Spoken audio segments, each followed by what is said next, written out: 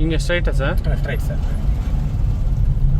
ಇದರಲ್ಲಿ ಒಟ್ಟು 9 ಜಿಲ್ಲೆಗಳು ಆವಾಗ ಮೈಸೂರಿನ ವ್ಯಾಪ್ತಿಯಲ್ಲಿ ಸೇರಿರ್ತವೆ. ಇಲ್ಲಿ ನೋಡ್ರಿ, ಅದನ್ನೇ ಬರೆದಿದ್ದಾರೆ ಇಲ್ಲಿ. ತುಮಕೂರು, ಚಿತ್ರದುರ್ಗ, ಶಿವಮೊಗ್ಗ, ಕಡೂರು, ಹಾಸನ್, ಮೈಸೂರು, ಮಂಡ್ಯ, ಬೆಂಗಳೂರು, ಕೋಲಾರ. 5 ಫೆಬ್ರವರಿ 1939ರಂದು ಶಂಕುಸ್ಥಾಪನೆ ಮಾಡಿದ ಶಿಲೆಯೇ ರಾಜಕಲ್ಲು. ತುಂಬ ಸುಂದರವಾಗಿ ನೋಡುವಂತಹ ಒಂದು ಸ್ಥಳ ಅಂತಂದರೆ ಆ್ಯಕ್ಚುಲಿ ಜೋಗ ಫಾಲ್ಸ್ಗಿಂತ ಇಲ್ಲಿ ಸುಂದರವಾಗಿ ಶರಾವತಿ ಕಣಿವೆ ಪ್ರದೇಶ ಕಾಣಿಸುತ್ತೆ. ಹಾಗಾಗಿ ಇಲ್ಲೂ ಸಹ ಮಳೆಗಾಲದಲ್ಲಿ ಇದು ಒಂದು ಟೂರಿಸಮ್ ಹಾಟ್ ಪಾಯಿಂಟ್. ಇದು ಚಾಮರಾಜ ಒಡೆಯರ್ ಬರ್ತಾರಲ್ಲ, ಈ ಮಹಾತ್ಮ ಗಾಂಧಿ ಪವರ್ ಸ್ಟೇಷನನ್ನು ಓಪನಿಂಗ್ ಸೆರೆಮನಿಗೆ ಅವರೇ ಬರ್ತಾರೆ. ಓಪನ್ ಆಗುವ ಸಂದರ್ಭದಲ್ಲಿ ಏನಾಗತ್ತೆ ಅಂತಂದರೆ, ಅದಕ್ಕೂ ಕೆಲವೇ ದಿನಗಳ ಮೊದಲು ಮಹಾತ್ಮ ಗಾಂಧೀಜಿ ತೀರೋಗಿರ್ತಾರೆ.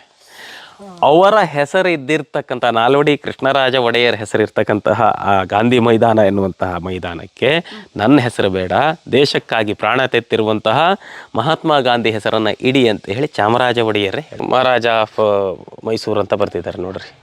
5 ಫೆಬ್ರವರಿ ಹೌದು, 1939 ಅಂತಂದು ಹೇಳದ್ನಲ್ವಾ. ಅವ್ರು ಹೋಗಿದ್ರು ಅವ್ರನ್ನ ಇಲ್ಲಿ ಸಾಗರದಿಂದ ಅವ್ರನ್ನ ಇಲ್ಲಿ ಕರ್ಕೊಂಡು ಬರೋದಕ್ಕೆ. ಹೀಗೆ ಅವ್ರು ಇಲ್ಲಿಗೆ ಬಂದು ಇನಾಗ್ರೇಷನ್ ಮಾಡ್ತಾರೆ. ಉಮ್ರಿ ಗಣೇಶ್ ಭಟ್ ಅಂತ ಹೇಳಿ ಆ ಇನಾಗ್ರೇಷನ್ ಫಂಕ್ಷನ್ ಪೂಜೆ ಮಾಡಿರ್ತಕ್ಕಂಥವ್ರು.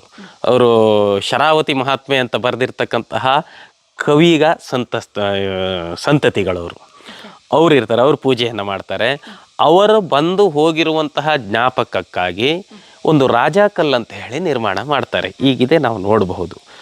ಆದರೆ ನಮ್ಮನೆಗೆ ಬಂದಿರತಕ್ಕಂಥ ಋಷಭಯ್ಯ ಅನ್ನುವಂಥವ್ರು ನಮ್ಮನೆಯಲ್ಲಿ ಕೂತು ಹೇಳಿರುವಂತಹ ವಿಚಾರ ಏನಂತಂದರೆ, ರಾಜಕಲ್ಲು ಅನ್ನುವಂತಹದ್ದು ಅದನ್ನು ಮೊದಲು ರಾಣಿ ಜಾಗ, ರಾಣಿ ಕೂರು ಅಂತ ಕರೀತಾ ಇದ್ರು. ಯಾವ ರಾಣಿ? ಚನ್ನಭೈರಾದೇವಿ ಕಾಲದ್ದು ರಾಣಿ ಕೂರು ಅಂತ ಕರೀತಾ ಇದ್ರು. ಅಂದ್ರೆ ರಾಣಿ ಕೂತ್ಕೊಂಡು ವೀಕ್ಷಣೆ ಮಾಡುವ ಜಾಗ ಜೋಗ್ ಫಾಲ್ಸ್ ಅನ್ನ. ಅಂದ್ರೆ ಸೌಂದರ್ಯ ಜೋಗ್ ಫಾಲ್ಸ್ ಪೂರ್ಣ ಕಾಣಲ್ಲ, ರಾಜಕಲ್ಲು ಅನ್ನೋದು ಜಾಗ ಹಾಗೆ ಇದೆ. ಅದನ್ನ ಈಗ ರಾಜಕಲ್ಲು ಅಂತ ಕರೀತೇವೆ. ಅದಕ್ಕಿಂತ ಈ ಕಡೆ ಇನ್ನೊಂದು ಹಳೆ ರಾಜಕಲ್ಲು ಅಂತ ಕರೀತಾರೆ. ಈಗ ಅದು ರಾಣಿಕಲ್ಲು, ಹಳೆ ರಾಣಿಕಲ್ಲು, ಅದು ರಾಜಕಲ್ಲು ಆದ್ಮೇಲೆ ಎಲ್ಲದೂ ರಾಜ ಆಗ್ಬಿಡ್ತಲ್ಲಿ. ಅಲ್ಲಿ ಯಾರೂ ನಂಬೋದಿಲ್ಲ, ಒಂದು ರೌಂಡಾಗಿ ಕಟ್ಟಿರ್ತಕ್ಕಂತಹ ಕಲ್ಲಿನ ಕಟ್ಟಡ ಇತ್ತು. ಅಂದರೆ ಜಂಬಿಟಿಗೆ ಕಲ್ಲಿನ ಕಟ್ಟಡ ಇತ್ತು. ಅಂದರೆ ಅದು ಸೀಟ್ ಅದಷ್ಟೇ ಕೂರೋದಕ್ಕೆ. ಅದರ ಪಕ್ಕದಲ್ಲಿ ಒಂದು ಬಾವಿ ಇತ್ತು. ಇದು ನಮ್ಮ ದೊಡ್ಡಪ್ಪ ಹೇಳ್ತಾ ಇದ್ರು, ಅಲ್ಲೊಂದು ಬಾವಿ ಐತೆ ನೋಡ್ರಿ ಅಂತಂದೇಳಿ. ನಾನು ಹುಡುಗ ಇದ್ದವಾಗ ಅವಶೇಷಗಳು ಏನೂ ಇಲ್ಲ ಎಲ್ಲ, ಯಾಕಂದ್ರೆ ಅಲ್ಲಿ ಗಿಡಗಳು ಹಾಕಿದರೆ ಮತ್ತು ಮರಗಳು ಬೆಳೆದಿದೆ. ಈಗ ಅಲ್ಲಿ ಯಾರೂ ಹೋಗೋದಿಲ್ಲ. ಈಗ ರಾಜಕಲ್ಲು ಅಂತ ಹೆಸರಾಗಿದೆ. ಅದು ಜೋಗದಲ್ಲಿ ಈಗ ಎಲ್ಲರೂ ಹೋಗಿ ಬರ್ತಾ ಇದ್ದಾರೆ. ಅಲ್ಲೊಂದು ಕಲ್ಲನ್ನು ನಿಲ್ಲಿಸಿದ್ದಾರೆ ಅಷ್ಟೇ. ಅಲ್ಲಿ ಆವಾಗ 8 ಜಿಲ್ಲೆಗಳು ಬರ್ತಾ ಇದ್ವು ಮೈಸೂರು ವ್ಯಾಪ್ತಿಗೆ. ಆ ಜಿಲ್ಲೆಗಳ ಹೆಸರುಗಳನ್ನು ಅದರಲ್ಲಿ ಬರೆದಿದ್ದಾರೆ. 8 ಜಿಲ್ಲೆಗಳು ಬರುತ್ತೆ. ಅದೇ ಟೈಮಲ್ಲಿ ಇದಾಯ್ತು, ಚಾಮುಂಡೇಶ್ವರಿ, ಆ ರಾಜಕಲ್ಲಿನ ಪಕ್ಕದಲ್ಲಿ ಚಾಮುಂಡೇಶ್ವರಿ, 2 ಮುಖ, ದ್ವಿಮುಖ ಚಾಮುಂಡೇಶ್ವರಿ, ಒಂದೇ ಕಲ್ಲು 2 ಮುಖದ್ದು ತಗೊಂಬಂದು ಅದನ್ನು ಪ್ರತಿಷ್ಠೆ ಮಾಡ್ತಾರೆ. ಅದು ಪ್ರತಿಷ್ಠೆ 71ನೇ ಇಸ್ವಿಯ ನಂತರ ಆಗತ್ತದು. ಅಲ್ಲಿ ತಗೊಂಡ್ಬಂದು ಇಟ್ಟಿರ್ತಾರೆ ಮೂಲ ವಿಗ್ರಹಗಳನ್ನು ಇಟ್ಟಿರುವ ಜಾಗ. ಅದು ಮೂಲ ಇಲ್ಲಿ ಇರಲಿಲ್ಲ, ಅದು ಇಟ್ಟಿರುವ ಜಾಗ. ಅಲ್ಲಿಂದ ಇಲ್ಲಿ ಕೋಲಾರದಿಂದ ಅದನ್ನು ಮಾಡಿಸ್ಕೊಂಡು ಬಂದು ಅಲ್ಲಿ ಇಟ್ಟಿರ್ತಾರೆ. ಅದು ಈಗ ಚಾಮುಂಡೇಶ್ವರಿ ದೇವಸ್ಥಾನ ಅಂತ ಹೇಳಿ ಜೋಗದಲ್ಲಿ ಆಗಿದೆ. ಇಷ್ಟಕ್ಕೆ ಮುಗಿಲಿಲ್ಲ. ಅದು 1949ಕ್ಕೆ ಮತ್ತೆ ಚಾಮರಾಜ ಒಡೆಯರ್ ಬರ್ತಾರೆ ಇಲ್ಲಿಗೆ, ಇನಾಗ್ರೇಷನ್ ಮಾಡಬೇಕಲ್ವ. ಆವಾಗ 1939ರಲ್ಲಿ ಇವರು ಇಲ್ಲಿಂದ ನಾಲ್ವಡಿ ಕೃಷ್ಣರಾಜ ಒಡೆಯರು ವಾಪಸ್ ಮೈಸೂರಿಗೆ ಹೋಗಿ ಕೆಲವು ತಿಂಗಳು ಅಥವಾ ವರ್ಷದ ಒಳಗಡೆ ತೀರೋಗ್ತಾರೆ ವಯೋಸಹಜವಾಗಿ. ಆನಂತರ ಚಾಮರಾಜ ಒಡೆಯರ್ ಬರ್ತಾರಲ್ಲ, ಈ ಮಹಾತ್ಮ ಗಾಂಧಿ ಪವರ್ ಸ್ಟೇಷನನ್ನು ಓಪನಿಂಗ್ ಸೆರೆಮನಿಗೆ ಅವರೇ ಬರ್ತಾರೆ. ಓಪನ್ ಆಗುವ ಸಂದರ್ಭದಲ್ಲಿ ಏನಾಗತ್ತೆ ಅಂತಂದರೆ, ಅದಕ್ಕೂ ಕೆಲವೇ ದಿನಗಳ ಮೊದಲು ಮಹಾತ್ಮ ಗಾಂಧೀಜಿ ತೀರೋಗಿರ್ತಾರೆ. ಅವರ ಹೆಸರು ಇದ್ದಿರ್ತಕ್ಕಂಥ ನಾಲ್ವಡಿ ಕೃಷ್ಣರಾಜ ಒಡೆಯರ್ ಹೆಸರಿರ್ತಕ್ಕಂತಹ ಆ ಗಾಂಧಿ ಮೈದಾನ ಎನ್ನುವಂತಹ ಮೈದಾನಕ್ಕೆ ನನ್ನ ಹೆಸರು ಬೇಡ, ದೇಶಕ್ಕಾಗಿ ಪ್ರಾಣ ತೆತ್ತಿರುವಂತಹ ಮಹಾತ್ಮ ಗಾಂಧಿ ಹೆಸರನ್ನು ಇಡಿ ಅಂತ ಹೇಳಿ ಚಾಮರಾಜ ಒಡೆಯರೇ ಹೇಳೋಗ್ತಾರೆ. ರಾಜಕೀಯ ವ್ಯಕ್ತಿಗಳಿಗೆ ಅದೆಲ್ಲಿದೆ ಸರ್? ಇವಾಗೆಲ್ಲ ಯಾರದಾದ್ರೂ ಹೆಸರಿಟ್ರೆ ಬೇಡ, ಅದು ನನ್ನ ಹೆಸರು ಇಡ್ರಿ ಅನ್ನುವಂತ ಅಲ್ಲ, ಅದು ಆಗಕ್ಕಿಂತ ಮುಂಚೆನೆ ಅವ್ರ ಹೆಸರು ಬಂದಿರುತ್ತೆ ನೋಡ್ರಿ. ಈ ಸುಂಕ ವಸೂಲಾತಿ ಮಾಡ್ತಾ ಇದ್ರು ಅಂತ ಹೇಳ್ತಿರಲ್ಲ, ಒಟ್ಟಾರೆಯಾಗಿ ಅವರ ವ್ಯಾಪ್ತಿಗೆ ಎಷ್ಟು ಬರ್ತಾ ಇತ್ತು, ಯಾವ ಪ್ರದೇಶಗಳು ಬರ್ತಾ ಇತ್ತು? ನಮ್ಮಲ್ಲಿ ಅವಾಗೆಲ್ಲ ಗ್ರಾಮಗಳು ಅಂದ್ರೆ ಸೀಮೆಗಳು ಅಂತ ಬರ್ತಾ ಇತ್ತು. ಈಗ ಇದೆಲ್ಲ ಯಾವ ಸೀಮೆ ಅನ್ನುವಂಥದ್ದು ನನಗೆ ಮರಬಿಡಿ ಸೀಮೆ. ಸರಿ, ಮರಬಿಡಿ ಸೀಮೆಯಲ್ಲಿ ಇವರಾಗಿತ್ತು. ಈ ಸುಂಕವನ್ನು ವಸೂಲಾತಿ ಮಾಡಿ ಮೈಸೂರಿಗೆ ಕಳಿಸ್ತಾ ಇದ್ರು. ಒಂದು ಏರಿಯಾ, ಅದೊಂದು ಪಾಲ್ ಮಾಡ್ತಾರೆ. ಈಗ ನಾವು ಕರೂರು ಹೋಬಳಿ, ಬಾರಂಗಿ ಹೋಬಳಿ ಅಂತ ಕರಿತೇವೆ. ಅದು ಚಿಕ್ಕದಾಗಿ ಮಾಡ್ತಾ ಇದ್ರು. ಹಾಗಾಗಿ ಆ ಕಾಲದಿಂದಲೂ ಪರಂಪರೆಗೆ ಹೊಂದಿಕೊಂಡು ಈಗಲೂ ರಾಜರ ರೂಪದಲ್ಲಿ ಬದುಕ್ತಾ ಇರ್ತಕ್ಕಂತಹ ಕುಟುಂಬ. ಒಟ್ಟಕ್ಕಿ ಅಂತ ಹೆಸರು ಬರ್ಲಿಕ್ಕೆ ಕಾರಣ ಏನು? ಒಂದ್ ರೀತಿ ವಿಶೇಷವಾಗಿದೆ, ಅದ್ರ ಏನಾದ್ರೂ ಅದ್ರ ಬಗ್ಗೆ ಹಿನ್ನೆಲೆ ಏನು ಗೊತ್ತಿಲ್ಲ ಮೇಡಮ್. ಆಮೇಲೆ ಅಲ್ಲಿ ಇನ್ನೊಂದು, ಆ ಒಟ್ಟಕ್ಕಿ ಅನ್ನುವಂಥದ್ದು ಸೆಂಟರ್ ಪಾಯಿಂಟ್ ಆಗಿತ್ತು. ಅಲ್ಲಿ ಯಾರೇ ಹೋಗಿ ಸಾರೋಟ ಹೋಗ್ತಾ ಇದ್ವಲ್ಲ ಕುದುರೆಗಳು, ಇವ್ರ ಮನೆ ಹತ್ರ ಹೋಗ್ಬೇಕಿತ್ತು.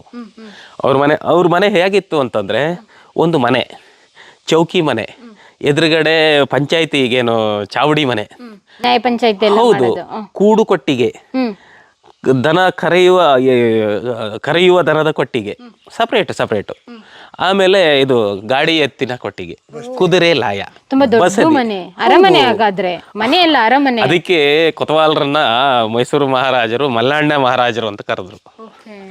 ಹಾಗಾಗಿ ತುಂಬಾ ಅದ್ಧೂರಿಯಾಗಿರ್ತಕ್ಕಂತಹ ಮನೆ. ಆದ್ರೆ ಬೇಸರದ ಸಂಗತಿ ಅಂದ್ರೆ ಯಾರೂ ಸಹ ಆ ಮನೆತನದಲ್ಲಿ ಸ್ಥಿತಿವಂತರಾಗಿ ಉಳಿದಿಲ್ಲ. ಯಾಕಂದ್ರೆ ಕಾಲದ ಮಹಿಮೆ ಏನ್ ಮಾಡ್ಲಿಕ್ಕಾಗತ್ತೆ ಅಂತ ಎಷ್ಟೋ ಮನೆತನಗಳು ಹೋಗಿದಾವೆ. ಆದ್ರೆ ಅಲ್ಪ ಸ್ವಲ್ಪ ಮಟ್ಟಿಗಾರು ಉಳಿದಿರುವಂತಹ ಮನೆತನಗಳು ಇದು ಒಂದು ಅನ್ನುವಂಥ. ಓಕೆ, ಖುಷಿ ಆಯ್ತು ಇವ್ರನ್ನೆಲ್ಲ ಭೇಟಿ ಮಾಡಿ. ಬರ್ತೀವಿ. Thank you. ಪ್ರಿಯ ವೀಕ್ಷಕರೇ, ನಾವು ತೋರಿಸುತ್ತಿರುವ ಇತಿಹಾಸದ ಕಥೆಗಳು ಕನ್ನಡದ ಕಲೆ, ಸಾಹಿತ್ಯ, ಸಂಸ್ಕೃತಿ, ಜನಜೀವನ, ಇತಿಹಾಸ ಸೃಷ್ಟಿಸಿದ ಜನಸಾಮಾನ್ಯರ ಅಸಾಮಾನ್ಯ ಕಥೆಗಳು ನಿಮಗೆ ಇಷ್ಟ ಆಗಿದ್ಯಾ? ಹಾಗಿದ್ರೆ ವಿಡಿಯೋ ನೋಡಿ ಸುಮ್ಮನಾಗ್ಬೇಡಿ, ಶೇರ್ ಮಾಡಿ, ಸಪೋರ್ಟ್ ಮಾಡಿ, ನಮ್ಮೊಂದಿಗೆ ಜೊತೆಯಾಗಿ. ಇದು ನೀವೇ ಬೆಳೆಸಿದ ನಿಮ್ಮ ನೆಚ್ಚಿನ ಡಿಜಿಟಲ್ ಮಾಧ್ಯಮ. ಇನ್ಮುಂದೆ ನಿಮಗಾಗಿ ಇನ್ನಷ್ಟು ವಿನೂತನ ಶೈಲಿಯಲ್ಲಿ ಬರಲಿದೆ. ನೈತಿಕ ಬೆಂಬಲದ ಜೊತೆಗೆ ಆರ್ಥಿಕ ಬೆಂಬಲ ನೀಡಿ. ನಿಮ್ಮ ಬೆಂಬಲವೇ ನಮಗೆ ಪ್ರೇರಣೆ, ಸ್ಫೂರ್ತಿ ಕೂಡ. ನಿಮ್ಮ ಬೆಂಬಲದೊಂದಿಗೆ ನಮ್ಮ ಪಯಣ ಮುಂದುವರಿಯುತ್ತಿದೆ. ಸಾಮಾಜಿಕ ಬದಲಾವಣೆಗೆ ಜೊತೆಯಾಗಿ ನಮ್ಮ ಮುಂದಿನ ಪೀಳಿಗೆಗೆ ಕರ್ನಾಟಕದ ಇತಿಹಾಸ ಉಳಿಸೋಣ. ನೋಡಿ, 1939ರಲ್ಲಿ ನಾಲ್ವಡಿ ಕೃಷ್ಣರಾಜ ಒಡೆಯರ ಜೋಗಕ್ಕೆ ಈ ಪವರ್ ಸ್ಟೇಷನ್ನ ಕೆಸರುಗಲ್ಲು ಮುಹೂರ್ತಕ್ಕೆ ಬಂದು ಭೇಟಿ ನೀಡಿದವಾಗ ಆ ನೆನಪಿಗೋಸ್ಕರ ಇಲ್ಲಿ ಈ ಒಂದು ಕಲ್ಲನ್ನು ನಿಲ್ಲಿಸಿರ್ತಾರೆ. ಇದರಲ್ಲಿ ಒಟ್ಟು 9 ಜಿಲ್ಲೆಗಳು ಆವಾಗ ಮೈಸೂರಿನ ವ್ಯಾಪ್ತಿಯಲ್ಲಿ ಸೇರಿರ್ತವೆ. ಇಲ್ಲಿ ನೋಡ್ರಿ, ಅದನ್ನೇ ಬರೆದಿದ್ದಾರೆ ಇಲ್ಲಿ.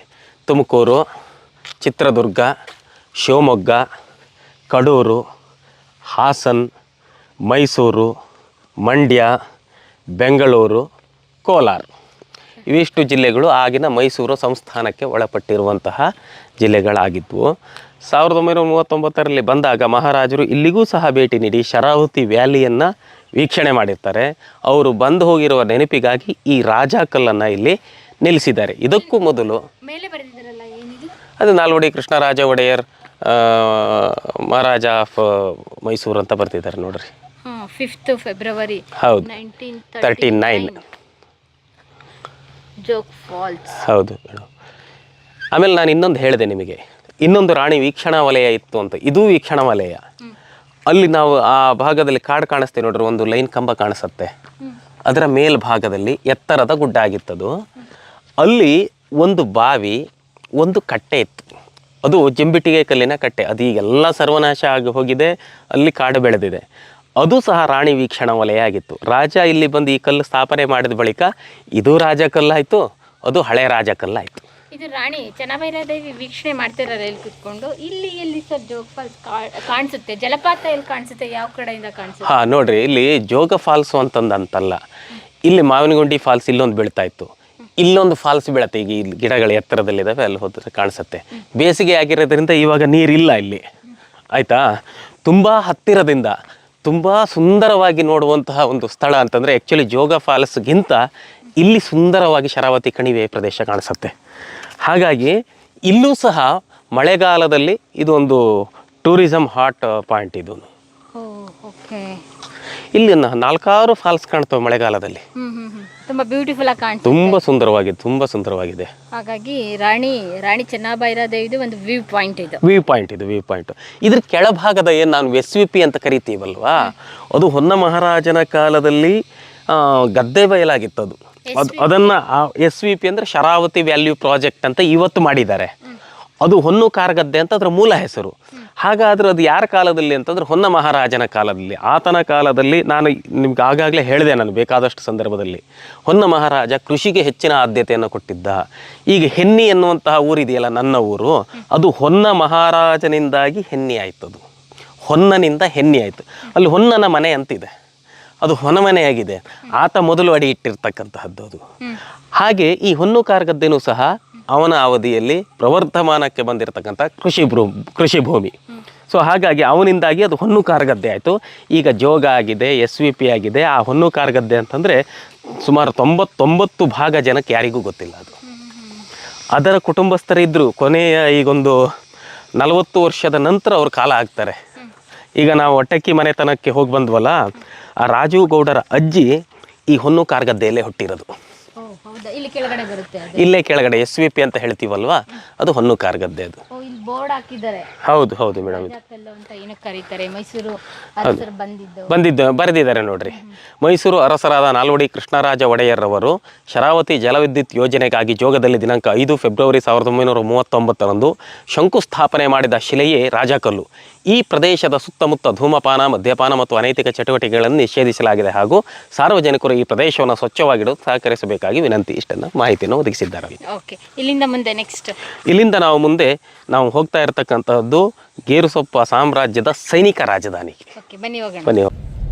ಹಿಂಗೆ ಸ್ಟ್ರೈಟಾ ಸರ್? Straight sir.